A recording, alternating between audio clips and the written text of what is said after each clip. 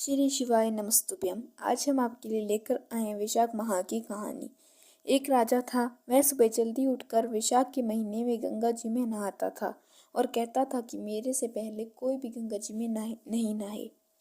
एक बंदरिया थी जो रोज राजा से पहले नहा लेती और राजा पीछे नहाने जाता।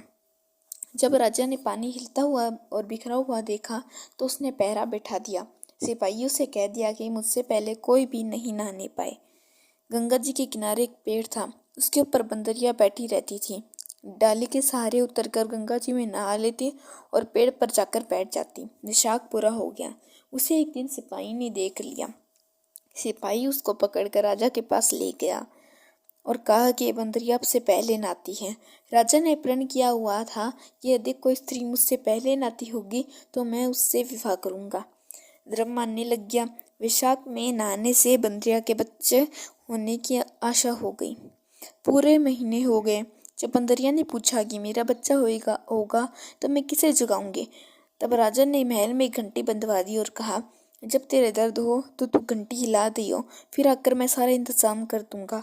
राजा की कई रानियां थी। उन्होंने उस बंदरिया से पूछा, ये घंटी किसने बांधी है? तब वह बोली, राजा जी ने बांधी है। मेरा बच्चा होगा तब मैं उन्हें बुलाऊंगी। एक रानी ने कहा, जरा बजा कर देखा कि राजा आएगा या नहीं। बंदरिया ने घंटी बजा दी। राजा आया। तब पूछा, घंटी क्यों बजाई? तो बंदरिया बोली, रानी ने कहा था। बंदरिया के बच्चा होने लगा तो उसने घंटी बजाई, पर राजा नहीं आया। फिर रानियों से बंदरिया ने पूछा कि मैं बच्चा कैसे पैदा करूं? तब रानियों ने कहा, आंखों पर पट्टी बांध ले, ओखली में सिर दे दे। फिर बंदरिया के वैशाख नहाने के पुण्य से एक अति सुंदर लड़का हुआ। होते ही रानी ने राजा को नहीं दिया और दासी को दे दिया और कहा कि इस बंदरिया के बच्चे को नदी में बहा दे और बंदरिया के पास आटे को खून में लपेट कर रख दे। राजा ने आकर पूछा कि क्या बच्चा हुआ है? तब रानी ने कहा, बच्चा नहीं हुआ, ये ईंट पत्थर हुआ है।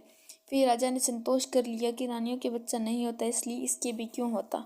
उधर दासी बच्चे को फेंकने लगी तो नदी में फेंका नहीं गया।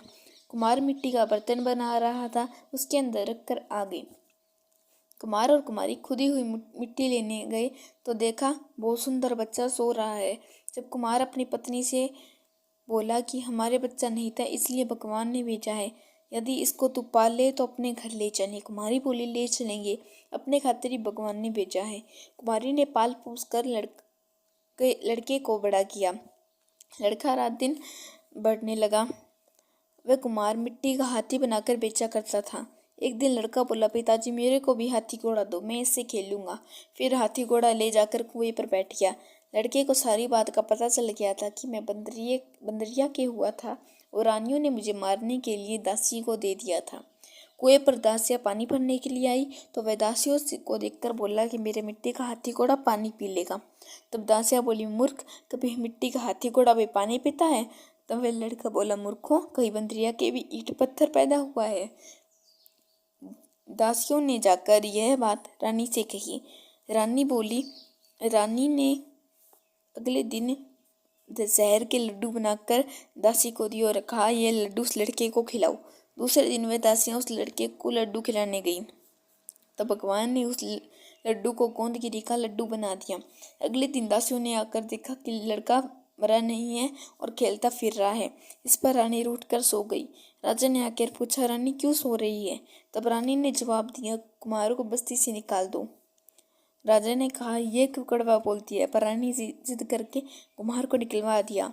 कुम्हार जंगल में रहने लगा। वह लड़का बोला, पिताजी मेरे को 108 करवे और 108 गोले बना दो। वह ठंडी ठंडी घड़ियाँ भरकर बैठ गया। कनौगोरों के लिए मिट्टी लेने के लिए बहुत सारी लड़कियां आईं। राजा की साहुकरनी भी आई और बगीचे में बैठकर खेलने लगी। खेलते खेलते प्यास लग गई। यह छोरियां उस लड़के से बोले कि हमें पानी पिला दे। वह लड़का बोला, मेरे पास ये गोलियां हैं, इन्हें खाती चली जाओ और मेरे पीछे फिरती जाओ। फिर कई लड़कियों ने कहा, मैं तेरी गोली नहीं खाऊं, हमें प्यास लग रही है, तू खा ले। फिर वे लड़के आगे आकर बैठ गए। छोरियां एक एक करके गोली खाती गई और ठंडा पानी पिया और उसके चारों तरफ फिरने लगी। सब लड़कियों के पेट में गर्व रह गया। लड़कियां मिट्टी लेकर घर गई तो उनके बाप ने ब्याह का साया निकलवाया तो साया नहीं निकला, पर उसने कहा, इनका ब्याह तो हो जाना चाहिए। बाद में लड़कियों में किसी का जी घबराए तो कोई रोटी नहीं खाए, कोई उल्टी करे। फिर सबने उनसे पूछा, तुम्हारे ये क्या हो गया? मुझे तो पता नहीं, मैं तो मिट्टी लेने गई थी। वहाँ पर कुम्हार का लड़का हमें एक एक गोली देता गया और पानी पिलाता गया और खुद बीच में बैठ गया और हमसे कहा, तुम चारों तरफ फिरो। ये बात सुनकर सबके बाप कुम्हार के लड़के के पास गए और बोले, हम अपनी लड़कियों का ब्याह तेरे साथ करेंगे। उसने सबके साथ फेरे लिए। कुमार बोला, आप बड़े आदमी हो, राजा रानी हो, मेरा बेटा ऐसा क्यों करेगा? पर सब कोई उसके साथ अपनी अपनी लड़कियों का विवाह कर गए। बहुत सा धन दौलत देकर अपनी लड़कियों को विदा कर दिया और इस तरह 108 बहुएं आ गई। फिर सबके लड़के भी हो गए और 108 कमरे बनवा दिए। सब बहुओं के लिए कमरे भी बनवा दिए। फिर लड़के ने कहा, पिताजी, हम सारे नगर में दावत का बुलावा देंगे। आपके इतनी बहुएं आई हैं और इतने पोते हो गए हैं। कुमार ने कहा, जिमा दो। तब सारी नगरी और राजा रानी को बुला दे दिया। जब सब कोई जिमने आए और राजा का परिवार सेना सहित खुद आया। लड़के ने कहा, बंदरिया को नहीं लाए? राजा ने कहा, बंदरिया को भी बुला लेते हैं। राजा ने बंदरिया को बुलाने के लिए रथ पालकी सजाकर भिजवा दी। वहां पर सारी सभा के बीच सोने की चौकी पर सुंदर गद्दी बिछवा दी। फिर बंदरिया तो गद्दी के ऊपर बैठा दिया और 108 डोहुओं से कह दिया कि ये बंदरिया मेरी जन्म की माँ है और सबको सोने की मोहरे देकर गोद में पोते देती जाओ और पैर छू कर आशीर्वाद लो। बंदरिया सबको आशीर्वाद देती गई। राजा की रानियां समझ गई और राजा से कही, ये हमें बुलाकर हमारा अपमान कर रहा है, हम जा रहे हैं। फिर राजा भी लड़कर बोला कि भाई, तू बंदरिया का इतना स्वागत क्यों कर रहा है? लड़का बोली, ये बंदरिया मेरी जन्म की माँ है। राजा ने पूछा, कैसे? लड़का बोला, मैं बंदरिया से पैदा हुआ था तो तुम्हारी रानियों ने मुझे दासियों को दे दिया और कहा कि इसे नदी में बहा दो। लेकिन दासी ने मुझे नदी में नहीं बहाया, मुझे उसने खंदेड़ में रख दिया और कुमार और कुमारी ने मुझे पाल पोस कर बड़ा किया और रानियों ने तुमसे कह दिया कि उसके गारा पैदा हुआ है। जो दासी मुझे लेकर गई थी वह वहीं पर खड़ी है। दासी ने कह दिया कि हाँ, मुझे दिया था, मैंने इसे नदी में नहीं बहाया, उसको खंदेड़ में रख दिया। रानियां चुप हो गई। पीछे राजा ने रानियों को छोड़ दिया और बंदरिया को साथ ले गया। साथ में पोतों को, बहू और बेटों को साथ ले बड़े गाजे बाजे से अपने घर ले गया और सबको अलग अलग महल बनवा दिए। वहां पर जाकर वह राज्य करने लगा और सारी दुनिया कहने लगी कि वैशाख नहाने का इतना फल है तो सबको वैशाख नहाना चाहिए और दान पुण्य करना चाहिए।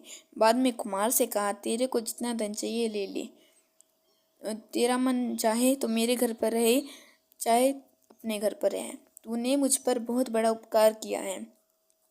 उसको बहुत सारा धन देकर विदा किया। बंदरिया वैशाख नहाई तो राजा जी का राज्य पाया और 108 पोते पाए। हे भगवान, जैसे बंदरिया को सुख संपत्ति दी वैसे बोलो विष्णु भगवान की जय। अगर आपको वीडियो पसंद आई हो तो वीडियो को लाइक करें, शेयर करें और चैनल पर नए हो तो चैनल को सब्सक्राइब करें। श्री शिवाय नमस्तुभ्यं।